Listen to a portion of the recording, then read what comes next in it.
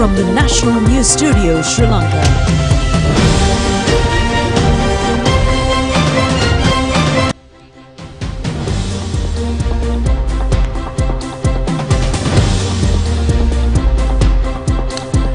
Coming to you live from the National News Studio.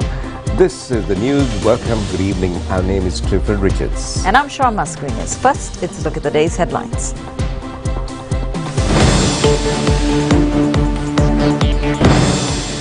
Several trade unions expressed their objection against the proposed general strike on the 15th of this month. The GCE ordinary level examination is slated to be postponed. An immediate investigation is underway on the delay of distributing the fuel offered by China. Dates have been fixed for the appeal against the former Defense Secretary and the former IGP in the Easter Sunday case. The court issues a warrant against parliamentarian Vimal Veeravansa. 2 Indian films have won awards at the Oscar Cinema Festival.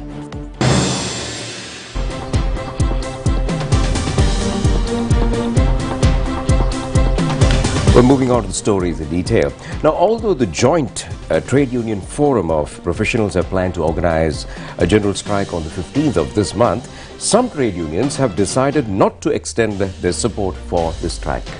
A number of trade unions representing state and semi-government institutions engaged in trade unions actions today against several matters, including the new tax policy and the increased interest rates of the government. The Professionals Joint Trade Union recently decided to intensify the protest campaigns and trade union actions during this week. Accordingly, doctors of all hospitals in the western, central, eastern and southern provinces started a strike today. Many patients who attended the hospitals for treatment faced immense difficulties due to this strike. The strike was not conducted in children, maternity, cancer and kidney hospitals and in the National Mental Health Institute. The Government Medical Officers Forum has decided not to support the strike. The All-Island Nurses Union has decided to extend their support to the general strike scheduled on the 15th of this month. However, the Public Services United Nurses Union says that it will not support the strike.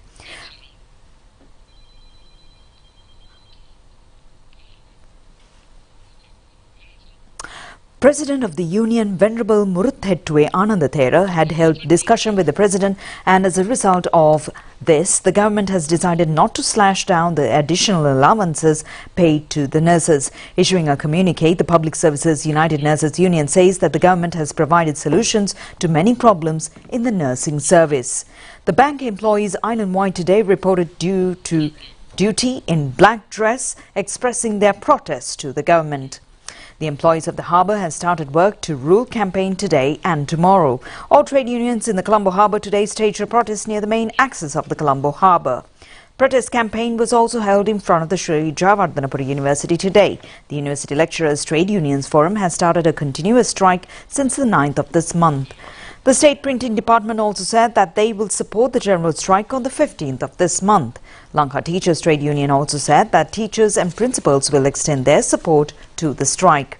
Trade unions in the Ceylon Petroleum Corporation have also decided to support the strike.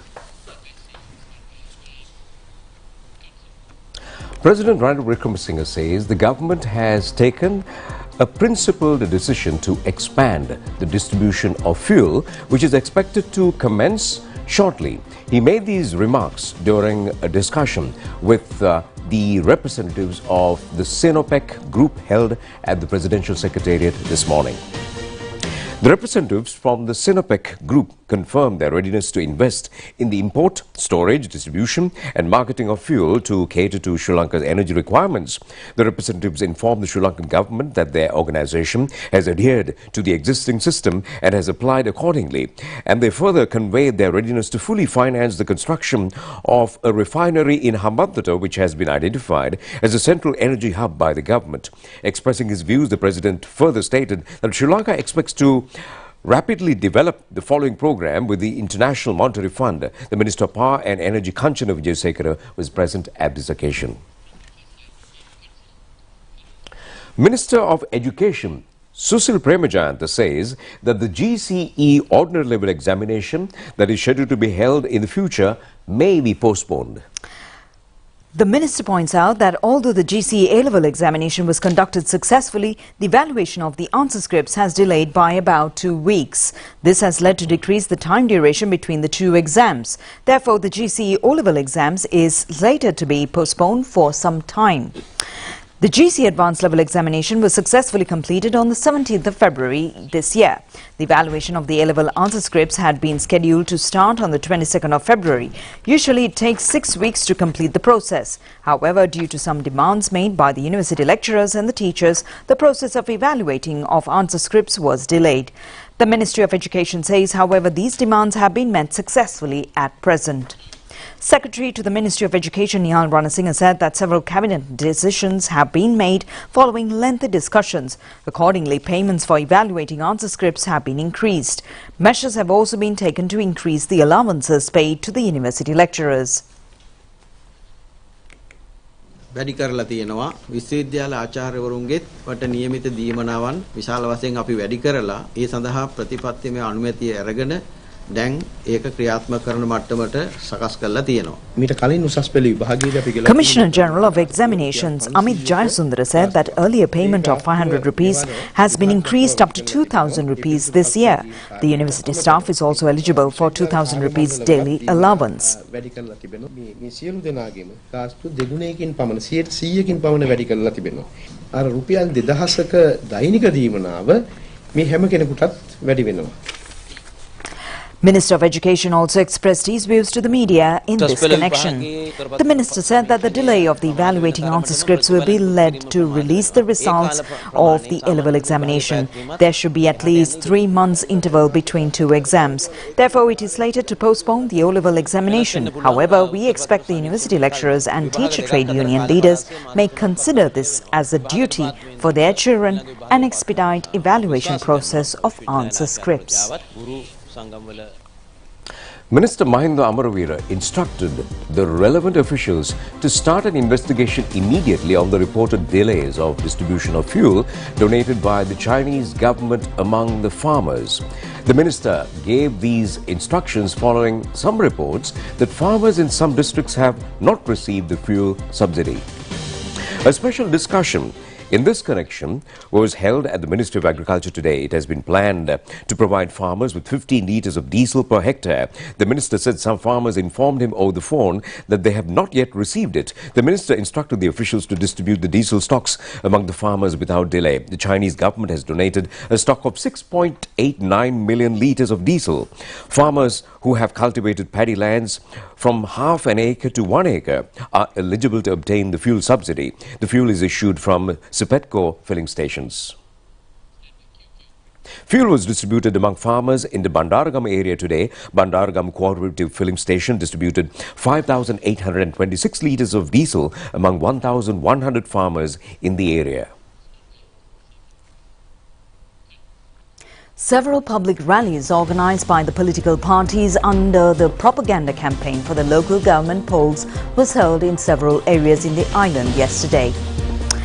The Hambantota district meeting of the Freedom People's Alliance was held in Hambantota town yesterday.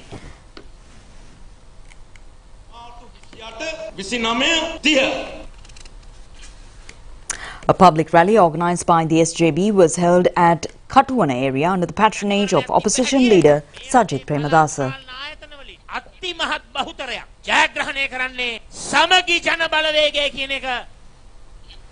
The National People's Power organized a public rally in Gampaha yesterday under the patronage of leader Anurakumara Dissanayaka.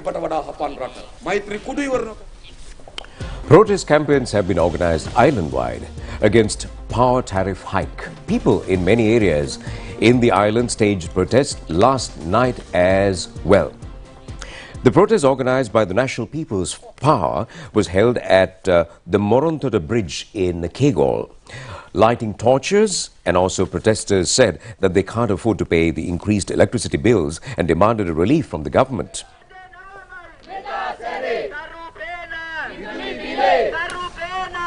The NPP organized a protest also, and that was held at the Hatton town last night.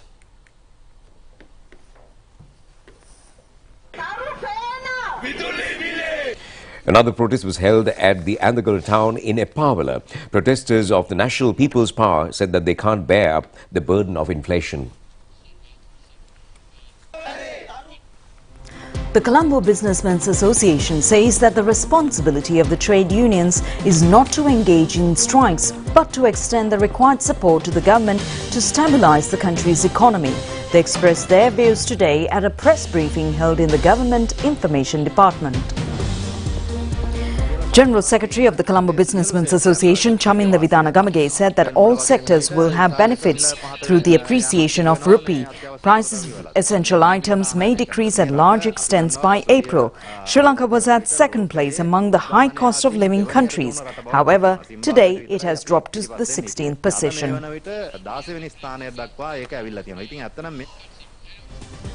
We'll be back with more local news. Do stay with us.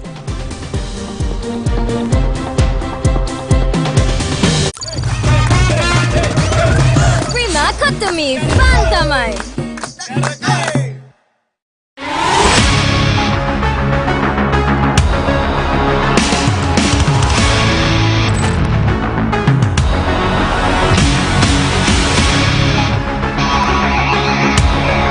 The school's cricket tournament is heating up with the 127th edition of the Cartman Cup. It's the most anticipated clash between St. Benedict's College and Wesley College. 17th and 18th of March at the Saranamuthu International Cricket Stadium. Broadcast partner, ChannelEye, the leader in sports.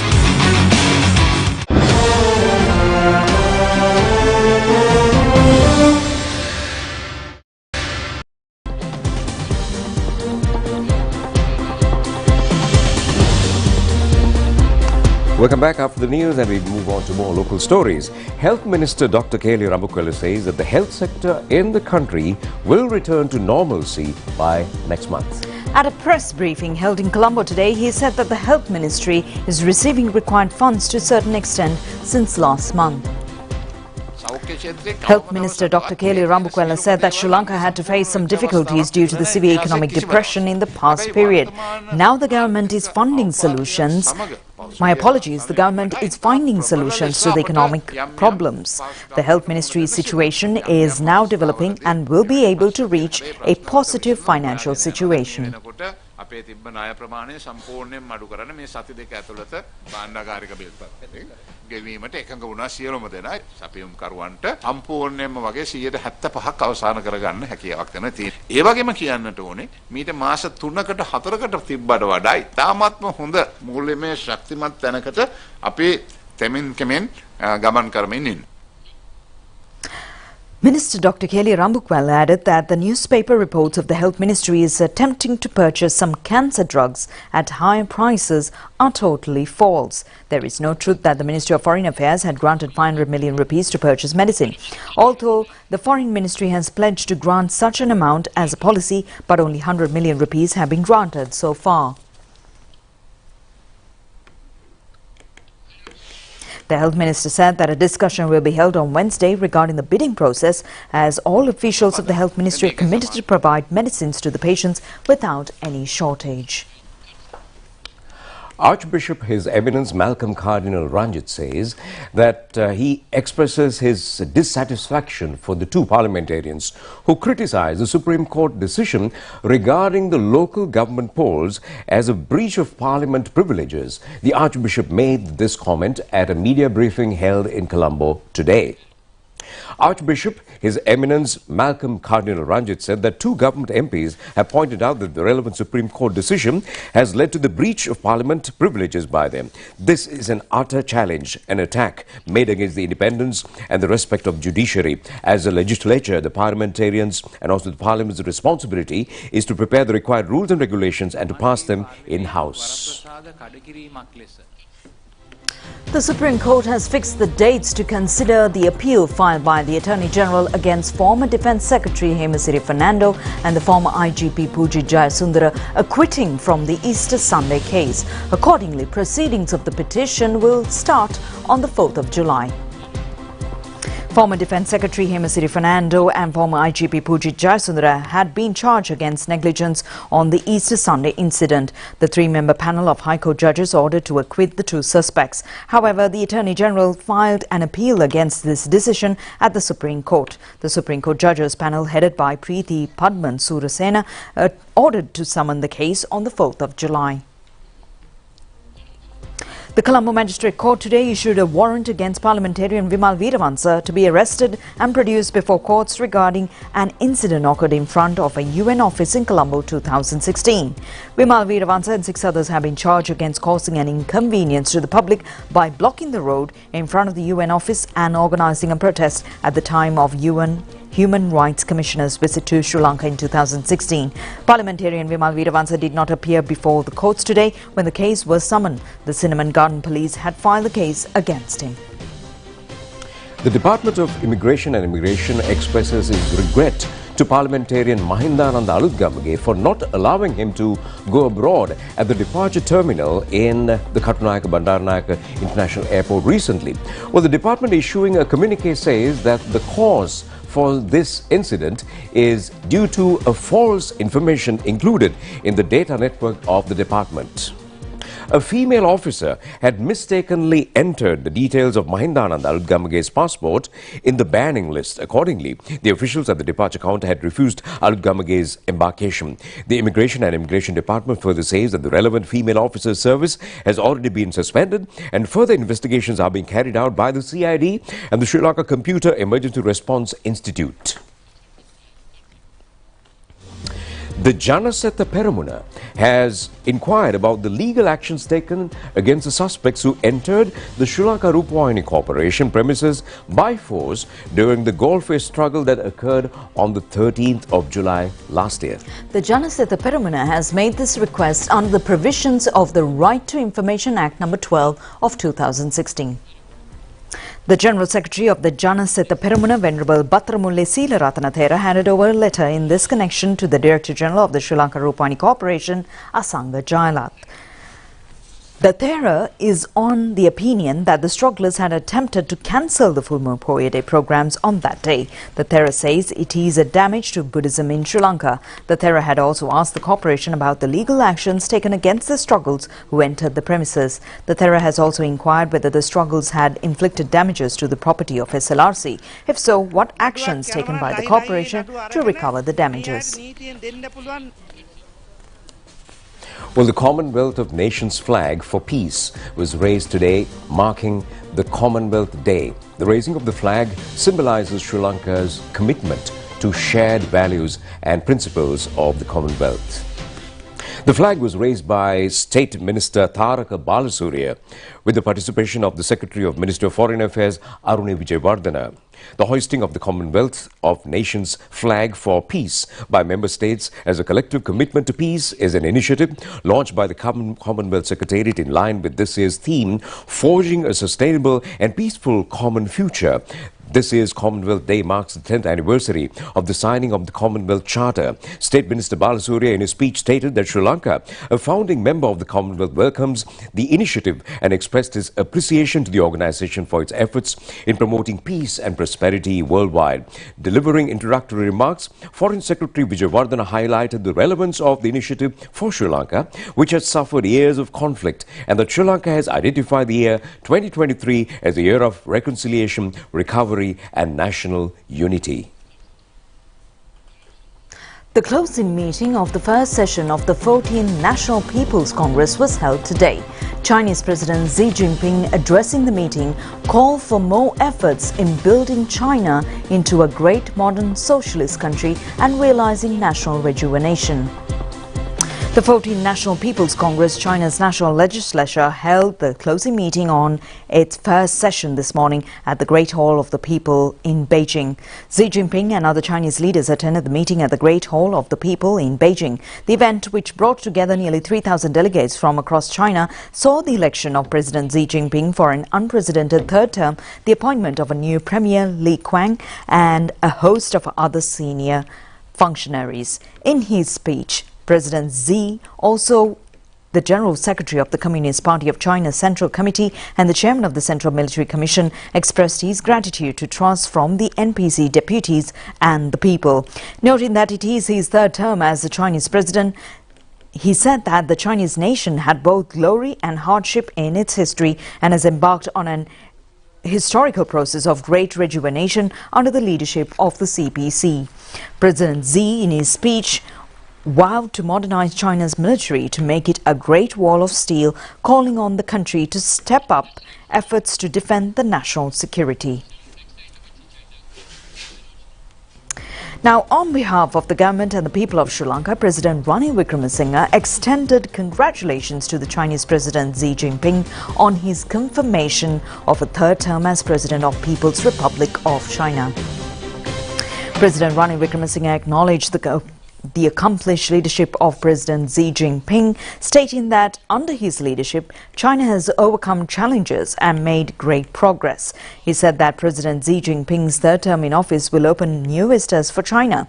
He also expressed gratitude for China's steadfast assistance to Sri Lanka in addressing the nation's present economic difficulties, particularly in navigating the IMF process.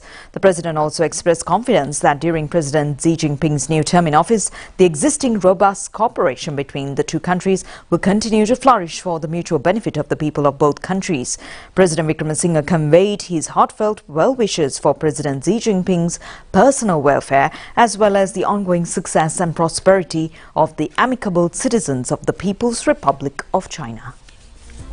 UAE Ambassador in Sri Lanka, Khalid Masar Suleiman Al-Ameri, met the governor of the Eastern Province, Anuradha Yahampat, today at the governor's office in Trincomalee. Well, they focused special attention on the planning of a program to introduce investment opportunities in the Eastern Province, and that's for the UAE investors. The ambassador requested the governor to draw a mechanism to enlighten UAE investors through the Sri Lankan embassy.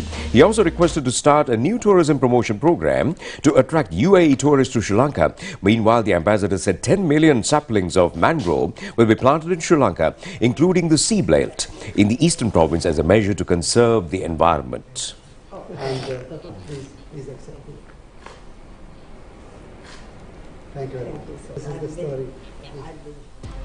Well, that's news at home. Time for a short break, and we'll be back with international stories shortly.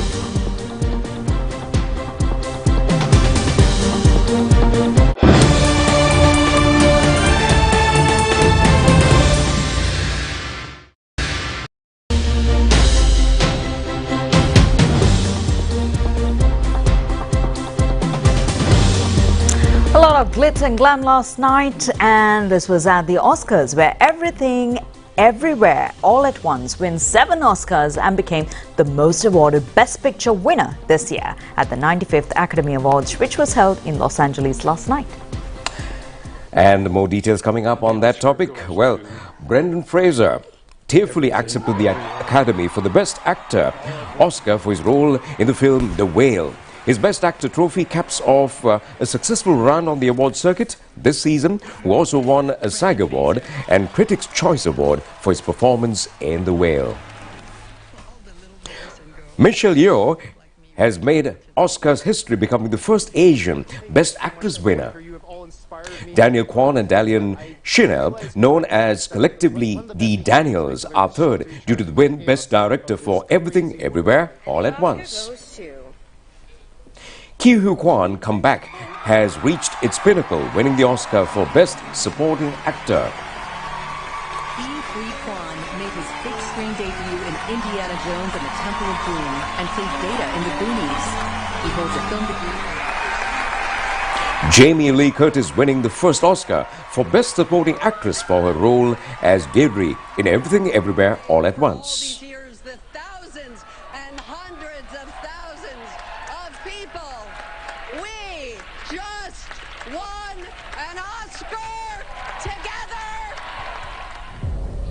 Everything Everywhere All at Once is a 2022 American science fiction comedy drama film. The movie follows a Chinese-American immigrant being audited for income tax, discovers that she must connect with parallel universe versions of herself to prevent a powerful being from destroying the multiverse.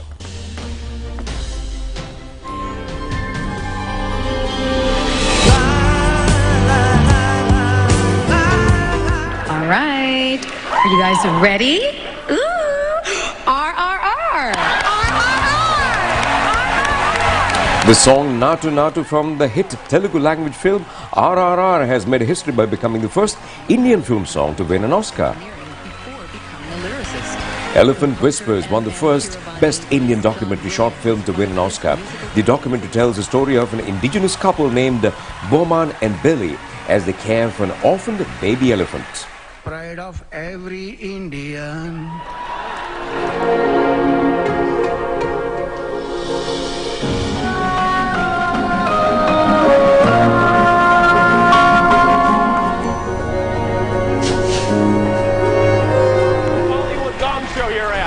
And the host for the night, Jimmy Kimmel, Hollywood's biggest event for the third time. Movie theaters all around the world and is also Deepika Padukone led the Oscar nominations in a stunning black gown on the red carpet.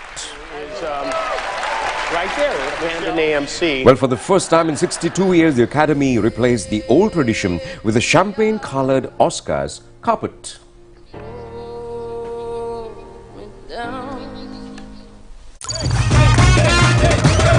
Prima Katami Fantamai.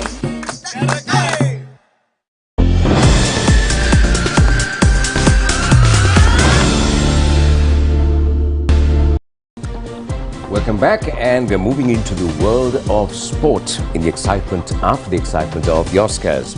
Well, Sri Lanka today lost the hope of qualifying for the finals of the World Test Championship as Sri Lanka experienced a 2-wicket defeat at the first test against New Zealand today.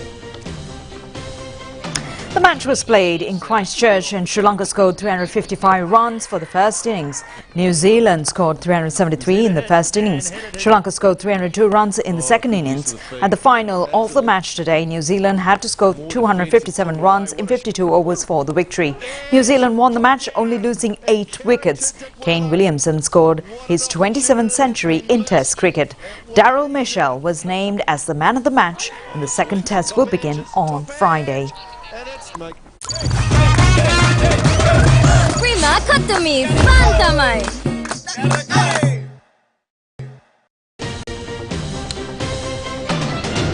And that's the end of the news. Do enjoy the rest of the program. Take care and good night.